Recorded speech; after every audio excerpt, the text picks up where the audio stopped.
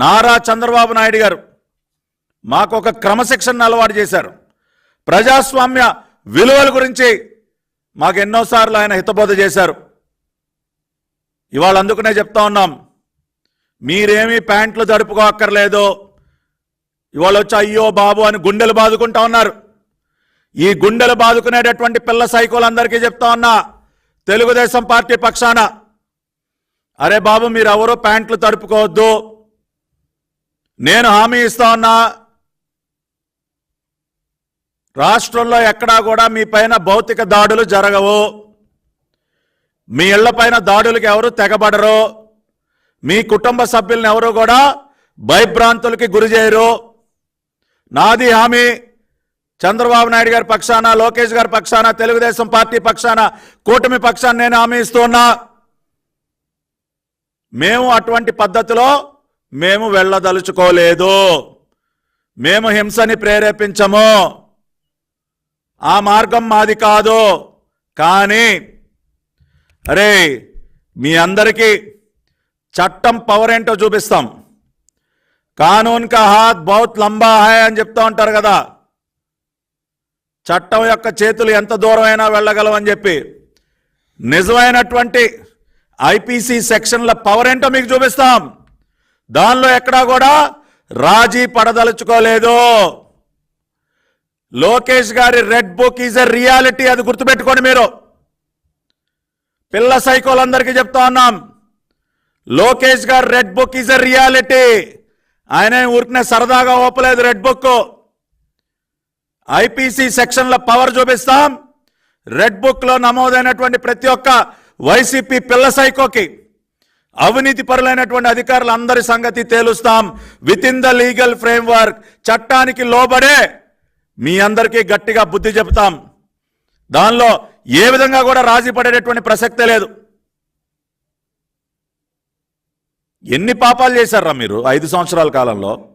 దేవాలయం లాంటి మా కార్యాలయం పైన దాడి చేశారు. ఇదే పార్టీ కార్యాలయం పైన దాడి చేసిన రోజున మీకు ప్రజాస్వామ్యం గుర్తుకు రాలేదా? ఇవాళ ప్రజాస్వామ్యం గురించి మాట్లాడుతూ ఉన్నారు. మా అందరికీ తండ్రి లాంటి వ్యక్తి నారా చంద్రబాబు నాయుడు గారు, ఆయన ఇంటిపైన దాడి చేసిన రోజున మీ జోగి రమేష్ అనే పిల్ల సైకో ఆ రోజున గుర్తుకు రాలేదా?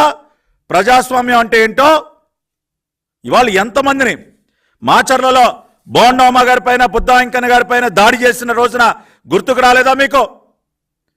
చంద్రబాబు నాయుడు గారు అమరావతి పర్యటనకు వెళ్ళిన రోజున ఆయన పైన రాళ్లు కర్రలు వేసి మాది భావ ప్రకటన స్వేచ్ఛ అని చెప్పి కలరింగ్ ఇచ్చిన రోజున మీకు గుర్తుకు రాలేదా? ఇవాళ ఈ సైకో జగన్ రెడ్డి మా వాళ్ళకి బీపీలు రావా? ఏది దాడులు జరిగిన రోజున ఒక బాధ్యత గల ముఖ్యమంత్రిగా ఆ దాడులని కట్టడి చేయాల్సింది పోయి ఇంకా రెచ్చగొట్టే విధంగా మాకు బీపీలు రావా అని మాట్లాడిన రోజున మీకు ప్రజాస్వామ్యం గుర్తుకు రాలేదా? ఇవాళ ఎంతమందిని, తోట చంద్రయ్యని అత్యంత కిరాతకంగా పీక కోసి చంపిన రోజున మీకు ప్రజాస్వామ్యం గుర్తుకు రాలేదా?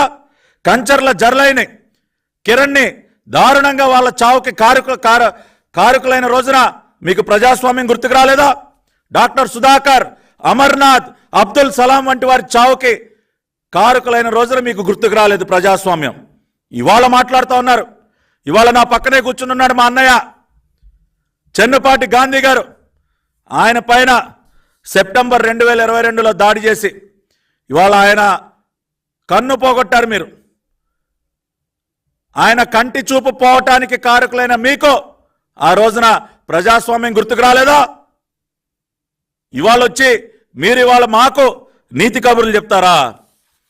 ఎన్ని చోట్ల ప్రకాశం జిల్లా ఎర్రగొండపాలెంలో చంద్రబాబు నాయుడు గారి పర్యటన పైన దాడి, నందిగామలో చంద్రబాబు నాయుడు గారి పర్యటన పైన దాడి, ఇవాళ మా పార్టీ రాష్ట్ర అధ్యక్షులు అచ్చెన్నాయుడు గారిని అత్యంత కిరాతకంగా గోడలు దూకించి మరీ మీకు కొమ్ము కాసినటువంటి కాకిల్ని పంపించి ఆయన సర్జరీ చేయించుకుని ఇంట్లో విశ్రాంతి తీసుకుంటుంటే ఆయన ఈడ్చుకుని బయటికి తీసుకొచ్చి అక్రమంగా అరెస్ట్ చేసిన రోజున మీకు ప్రజాస్వామ్యం గుర్తుకు రాలేదా?